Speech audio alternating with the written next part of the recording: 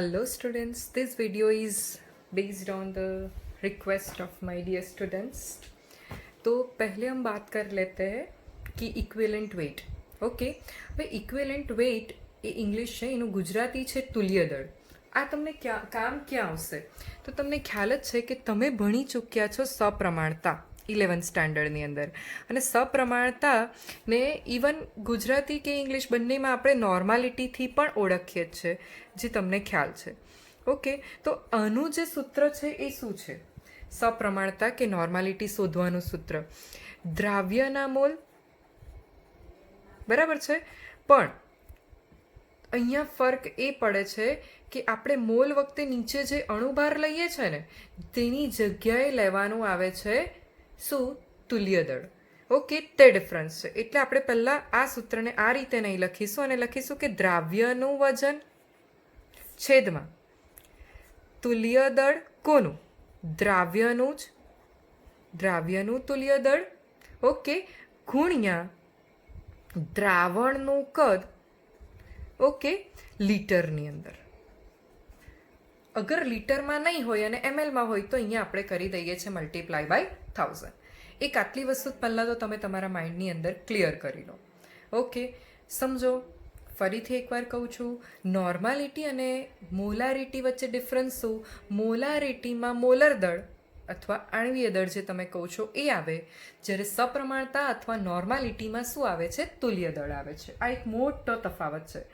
હવે આપણે ડિટેલમાં ડિસ્કશન કરશું એક તુલ્ય દળ શોધવાની પદ્ધતિ પર. પહેલાં તો હું ફર્સ્ટ પદ્ધતિ તમને સમજાવું છું. તુલ્ય દળ કોઈ પર્ટિક્યુલર પરમાણુનું શોધવું છે મારે. પરમાણુનું તુલ્ય દળ. ઓકે, સમજો કે પહેલાં તો સૂત્ર એનું શું છે? પરમાણુનું તુલ્ય દળ બરાબર પરમાણવીય દળ. પરમાણવીય દળ છેદમાં શું આવશે? Valency factor. વેલેન્સી ફેક્ટર એટલે કંઈ જ નહીં, એકચ્યુઅલી એને આપણે એનથી રિપ્રેઝન્ટ કરીએ છીએ. વેલેન્સી એટલે શું? આપણે સંયોજકતા. ઓકે, ચાલો, આ એક સૂત્ર છે, તેના આધારે હું તમને સમજાવું. એક વાત કરી લઈએ. પહેલાં તો હાઇડ્રોજનથી જ શરૂઆત કરશું, સૌથી ઇઝી, અને આપણે આના પર બધું જ કરીએ છીએ. તો પહેલાં તો હાઇડ્રોજનની વાત કરો ને, તો હાઇડ્રોજનનો પરમાણુ ક્રમાંક 1 છે. ઓકે, અને પરમાણવીય દળ પણ 1 છે. સમસ્થાનિકોની વાત નથી કરી રહી હું, હા, પરમાણુ.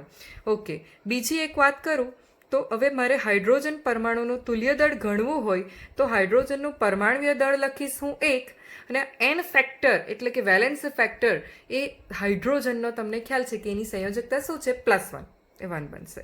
એટલે મારું આ તુલ્ય દળ આવશે 1.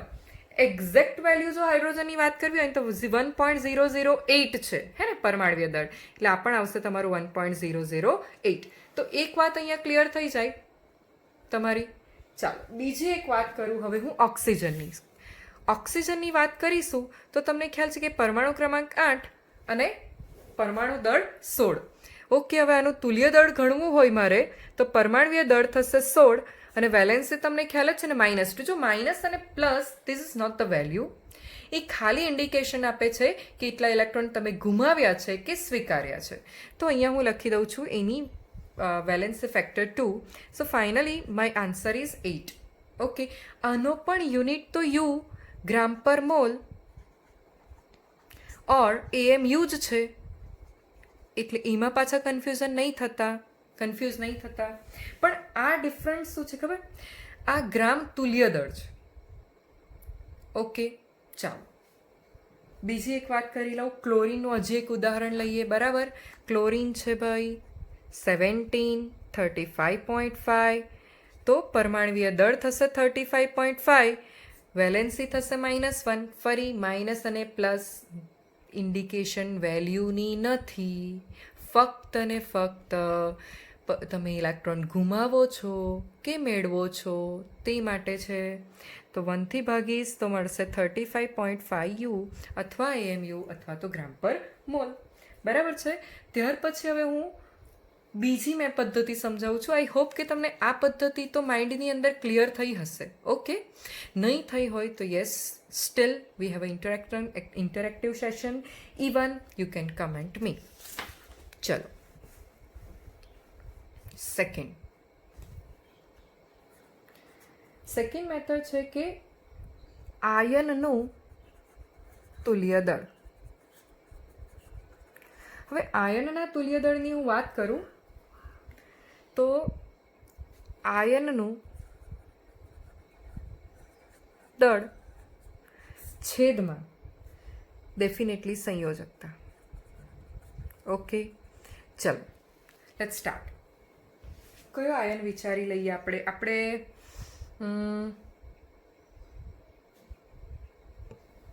તો ભાઈ હું લઈ લઉં છું અહીંયા ફર્સ્ટ એક્ઝામ્પલ તરીકે Cl-.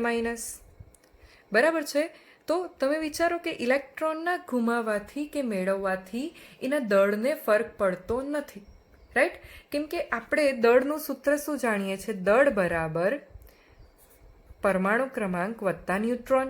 અને પરમાણુ ક્રમાંક એ પ્રોટોનની સંખ્યાના આધારે આપણે નક્કી કરીએ. પ્રોટોન ક્યારેય ગુમાવી નથી શકાતા, મેળવી નથી શકાતા, જેથી ઝેડનું મૂલ્ય કોઈ દિવસ બદલાવાનું નથી.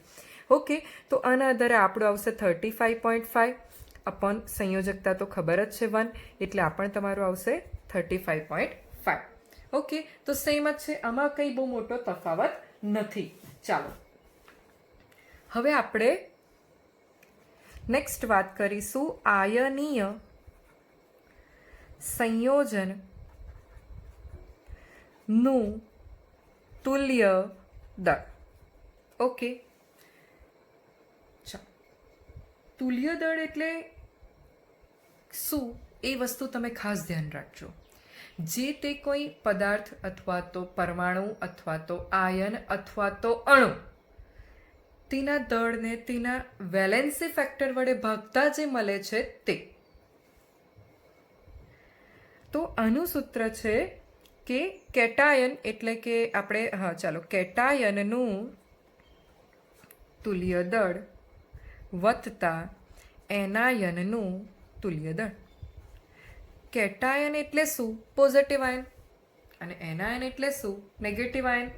ચાલો, તો હું તમને ઉદાહરણ વગર તમને આ વસ્તુ આઈડિયા જ નથી આવવાની, એટલે બેટર છે કે આપણે ઉદાહરણ સાથે જ સમજતા જઈએ વસ્તુને.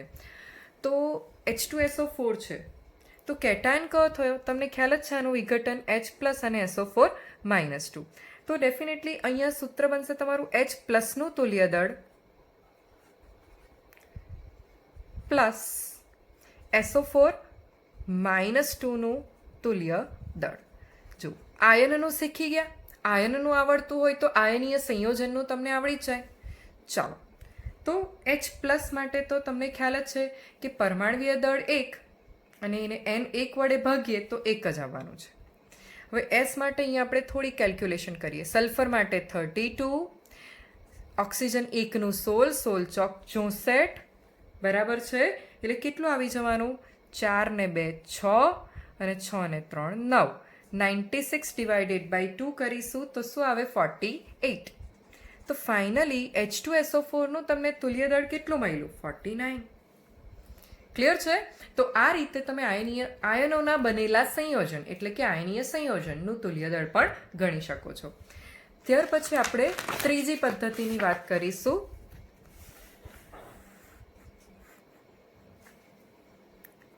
ત્રીજી પદ્ધતિ છે કે એસિડ અને બેઝનું તુલ્ય દળ.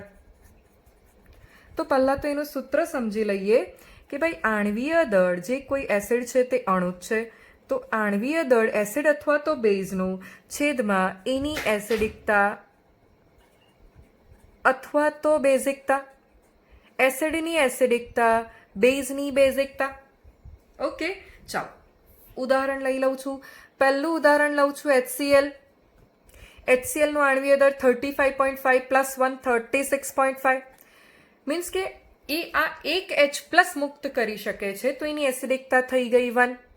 તો તમને ખ્યાલ છે કે આન્સર મારો આ જ આવી ગયો.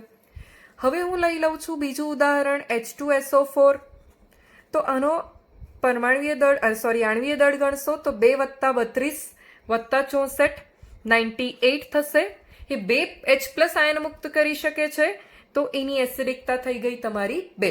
મતલબ કે આનું વિઘટન કરશો 2H+ + SO4 - 2 આવી જાય ને.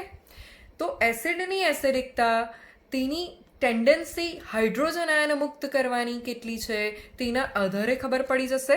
એટલે આ આવશે આપણો આન્સર 49. તો આયનના આધારે બી તમારો આનો જવાબ 49 જ આવેલો હતો અને આના આધારે પણ તમારો જવાબ 49. પણ આપણે શું બધી જ પદ્ધતિ જાણવાની છે, એ મેઇન છે. હવે ત્રીજી વાત હું કરીશ બેઝની, તો NaOHની વાત કરું છું. Na નું 23 + 16 + 1 40. ઓકે, તો આની બેઝની બેઝિકતા OH- આયન મુક્ત કરવાના પર રહેલી છે, જેથી આ આન્સર મારો કેટલો આવી જશે? 40 જ આવશે. ઓકે, સમજો કે ભાઈ 2 OH આયનો હોય તો આ તમારું થયું Ca+2 અને આ થઈ જશે 2OH-. Ca નું છે 40, 16 દુ 32 વત્તા 2. ક્લિયર છે? કેટલા થશે? 40 + 30, 40 + 30, 40 + 10, 50 + 10, 60 + 10, 72. 72 + 2, 74. So we have to divide it by 2. So you will get how much? 37. Okay, તો આ પણ પદ્ધતિ તમારા માઇન્ડમાં ક્લિયર થઈ હોવી જોઈએ. ત્રીજી પદ્ધતિ જોઈએ. હવે આપણે જોઈશું ફોર્થ મેથડ. તો ફોર્થ મેથડ છે કે ઓક્સિડેશન કરતા અને રિડક્શન કરતા માટે.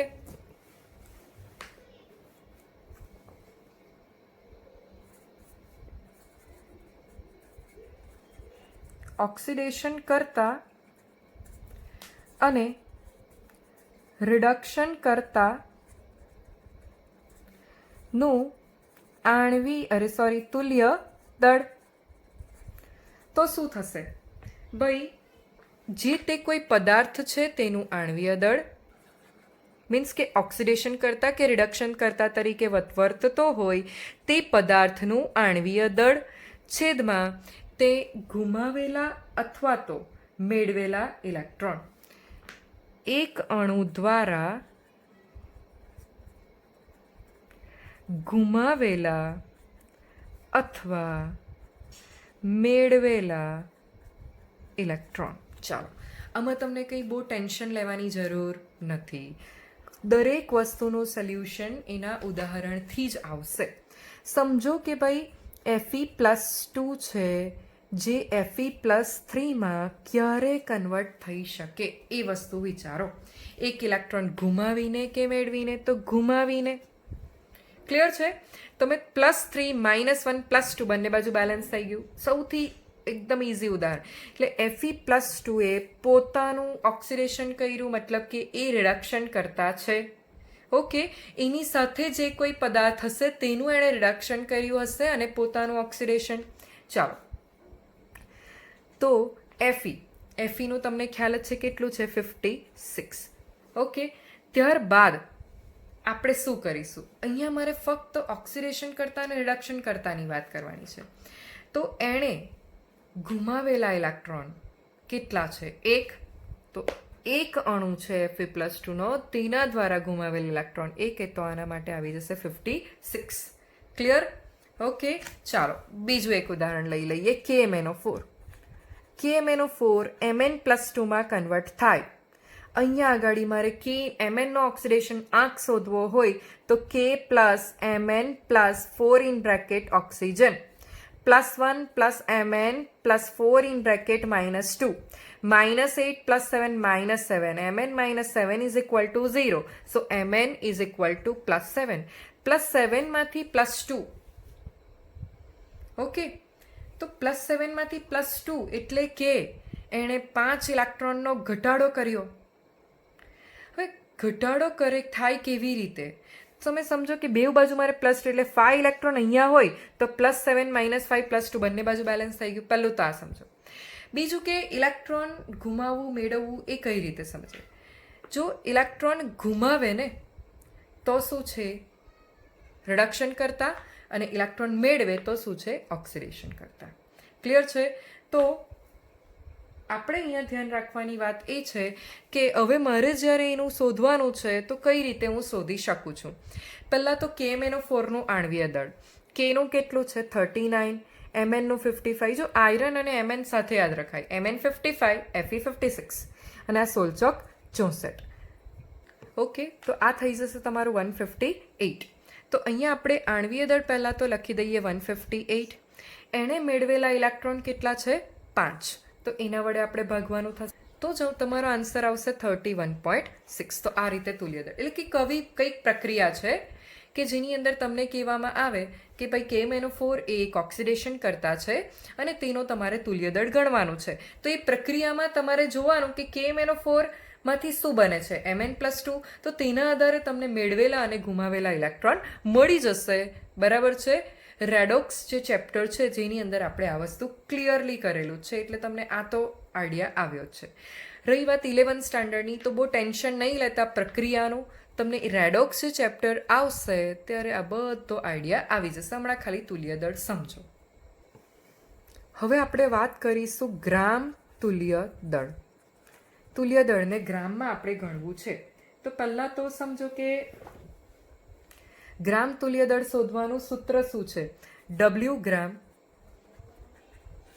ગ્રામમાં વજન એટલે કે છેદમાં E એટલે ઇક્વેલન્ટ વેઇટ ઇંગ્લિશમાં, અને એને તુલ્ય દળ કહીએ છીએ. બરાબર છે. હવે E એટલે શું તો આપણે જોઈ ચૂક્યા કે E એટલે ભાઈ અણુ હોય તો આણ્વીય દળ, પરમાણુ હોય તો અણુ હોય તો આણ્વીય દળ, પરમાણુ હોય તો પરમાણ્વીય દળ. પરમાણ્વીય દળને આપણે ઇંગ્લિશમાં મોલર માસ કહીએ છીએ, એટલે M સિમ્બોલ વપરાય છે. છેદમાં આપણે વેલેન્સી ફેક્ટર લઈ લઈએ છીએ. રાઈટ?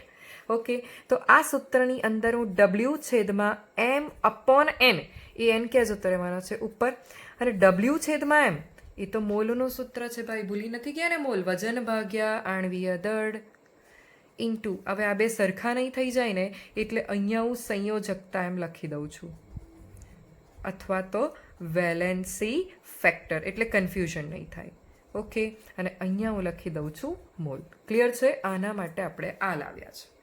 તો આ સૂત્ર આપણે જોઈ લીધું. હવે ઘણા બધા વૈજ્ઞાનિકોએ આના ઉપર રિસર્ચ કર્યું છે અને ઘણી બધી પદ્ધતિઓ આપણને આપી છે તુલ્ય દળ શોધવાની.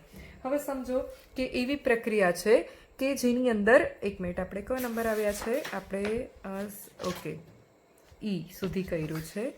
ચાલો, આ ત્યાર પછી નવો આપણે ટોપિક સ્ટાર્ટ કરીશું, જે છે કે ભાઈ એવી પ્રક્રિયાઓમાં કે જેમાં હાઇડ્રોજનનું વિસ્થાપન થતું હોય. તો હાઇડ્રોજનનું વિસ્થાપન થતું હોય એવી પ્રક્રિયાઓમાં આપણે કઈ રીતે આનું તુલ્ય દળ શોધશું? સમજો કે ધાતુનું તુલ્ય દળ શોધવું છે. એક મિનિટ, હું તમને એક પ્રક્રિયા પણ સમજાવી દઉં. પહેલાં સૂત્ર જોઈ લઈએ. તો ભાઈ ધાતુનું વજન છેદમાં H2 જે વિસ્થાપિત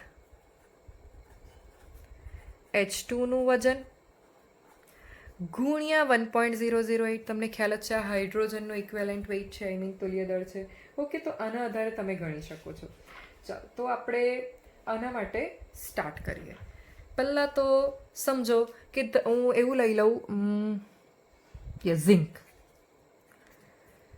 ઝિંકની આપણે H2SO4 સાથે પ્રક્રિયા કરીએ તો શું બને છે? ZnSO4 + H2. બરાબર.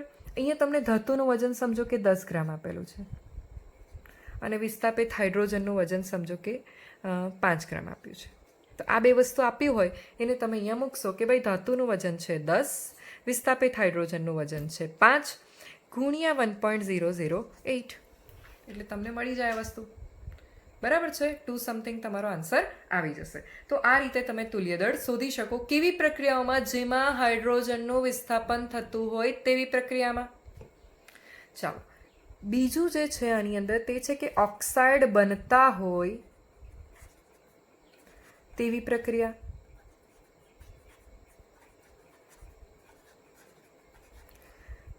નું તુલ્ય દળ. બરાબર છે? તો આવી પ્રક્રિયાઓમાં કોનું? તો જે કોઈ ધાતુ છે કે જેના ઓક્સાઇડ અથવા તો તત્વ, સમજો હું ઉદાહરણ દ્વારા સમજાવું કે Mg છે એની O2ની હાજરીમાં પ્રક્રિયા કરે અને એમજીઓ બનાવે તો અહીં તમારી એમજીનું તુલ્ય દળ કે જે ઓક્સાઇડ બનાવી રહ્યું છે, બરાબર છે, તેના તુલ્ય દળનું સૂત્ર જો આપણે જોઈ લઈએ તો એ થશે કે ભાઈ જે તે કોઈ તત્વનું વજન છેદમાં તેના ઓક્સિજનનું વજન, ઓકે, ગુણ્યા ઓક્સિજન છે તો અહીંયા ઓક્સિજનનું તમારે તુલ્ય દળ લખવાનું, જેમ કે હાઇડ્રોજનનું 1.008, ઓક્સિજનનું 8 છે, ઓકે, જે આપણે સમજી લીધું છે. ચાલો, તો અહીંયા શું થશે સમજો કે ધાતુના ઓક્સાઇડનું વજન તમને આપી દીધું છે 50 ગ્રામ, બરાબર છે. આનું વજન તમને આપી દીધેલું છે 10 ગ્રામ, બરાબર છે, સોરી 30 ગ્રામ લઈ લે, 30 ગ્રામ. હવે સમજો કે મારે અહીંયા લખવાનું છે તત્વનું વજન, તે તો મને મળી ગયું 30. નીચે મારે લખવાનું છે ઓક્સિજનનું વજન, પણ આ ઓક્સિજનનું મને નથી ખબર, પણ ટોટલ 50, તેમાંથી એમજીનું 30, તો આ કેટલું 20 ગુણ્યા 8 મળી જશે, બરાબર છે. તો આ રીતે તમે ગણી શકો છો. હવે ત્રીજી આપણે જે પદ્ધતિની વાત કરીશું તે છે કે ક્લોરાઇડ બનતા હોય, ક્લોરાઇડ બનતા હોય તેવી પ્રક્રિયા માટે, બરાબર. તો સેમ થશે. એક મિનિટ, આમાં બી આપણે ઉદાહરણ લઈ લઈએ. એમજીની Cl2 સાથે પ્રક્રિયા કરતા MgCl2 બને છે જેમ કે, તો એમજીનું અહીંયા શું થશે, સેમ તત્વનું વજન છેદમાં ક્લોરીનનું વજન ગુણ્યા ક્લોરીનનો તુલ્ય દળ છે 35.5, બરાબર. અહીંયા બી સમજો કે આ તમને 100 આપ્યું છે, આ 20 આપ્યું છે, તો ઉપર આપણે 20 લખશું, નીચે 100 ઓછા 20 80 લખશું, બરાબર છે, ગુણ્યા 35.5 કરશું એટલે આપણને આ પદ્ધતિ પર મળી જાય. આ પદ્ધતિથી પણ આપણે ગણી શકીએ, બરાબર છે, ક્લિયર. ચલો, ત્યાર પછી ચોથી પદ્ધતિ, એક ધાતુ દ્વારા બીજી ધાતુનું વિસ્થાપન થતું હોય, એક ધાતુ દ્વારા બીજી ધાતુનું વિસ્થાપન થતું હોય તેવી પ્રક્રિયા, ઓકે. તો આમાં આપણે શું કરીશું, સમજો કે આના માટે તમારે બંનેની કમ્પેરિઝન કરી દેવાની કે એક લેસ એક્ટિવ એટલે ઓછી સક્રિય ધાતુ હશે અને બીજી વધુ સક્રિય હશે. વધુ સક્રિય ધાતુ દ્વારા ઓછી સક્રિય ધાતુનું વિસ્થાપન થયું હશે, તો M1/N2 is equal to E1/E2. આ છે તુલ્ય દળ, એને ઇંગ્લિશમાં ઇક્વલન્ટ વેઇટ કહીએ છીએ, બરાબર છે. તેનો રેશિયો દ્વારા તમે શોધી શકો છો, બરાબર છે. ચાલો, ત્યાર પછી આપણે બીજી પદ્ધતિ એટલે નેક્સ્ટ જે આપણે આવીએ છીએ તે છે કે ડબલ 2 વખત વિસ્થાપન થતું હોય. સમજો કે આપણે પ્રક્રિયા લઈ લઈએ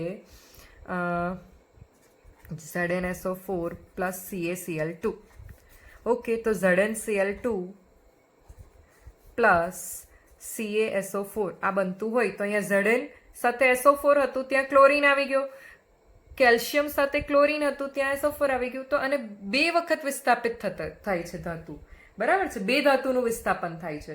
તો એવી પ્રક્રિયાઓમાં આપણે કેવી રીતે કરી દઈશું, સમજો કે હું આના માટે લઈ લઉં છું આ AB, આના માટે લઈ લઉં છું CD, એટલે આનો A, આનો B, આનો C, આનો D, ઓકે. અને બની રહ્યું છે શું, AD, ઓકે, A અને D અને B અને C, આ રીતની કોઈ પ્રક્રિયા છે. તો તમારે શું કરવાનું છે કે ABનું વજન છેદમાં ADનું વજન બરાબર ABનું તુલ્ય દળ છેદમાં ADનું તુલ્ય દળ, ઓકે. અને અહીંયા શું કરવાનું છે, Aનું તુલ્ય દળ પ્લસ Bનું તુલ્ય દળ, ઓકે. શોર્ટમાં લખું છું, તમે સમજી લેજો. નીચે Aનું તુલ્ય દળ પ્લસ Dનું તુલ્ય દળ, આ રીતે તમે વિચારી શકો છો આને, બરાબર છે. તો આ એક સૂત્ર છે. ત્યાર પછી આપણે વાત આવશે કે ભાઈ હા, સિલ્વર ક્ષાર પદ્ધતિ, સિલ્વર ક્ષાર પદ્ધતિ. તો સિલ્વર ક્ષાર પદ્ધતિમાં શું થશે, સમજો કે સિલ્વરનો ક્ષાર બન્યો છે એવું એક હું ઉદાહરણ લઈ લઉં છું, CH3COOAg. ઓકે, તો આવી પદ્ધતિમાં એનું પહેલાં તો CH3COOAg નું દળ છેદમાં ફક્ત Ag નું દળ, આ રીતે તમે ગણી શકો છો. બરાબર છે? હા, ગુણ્યા Ag નું ડેફિનેટલી તુલ્ય દળ છે 108.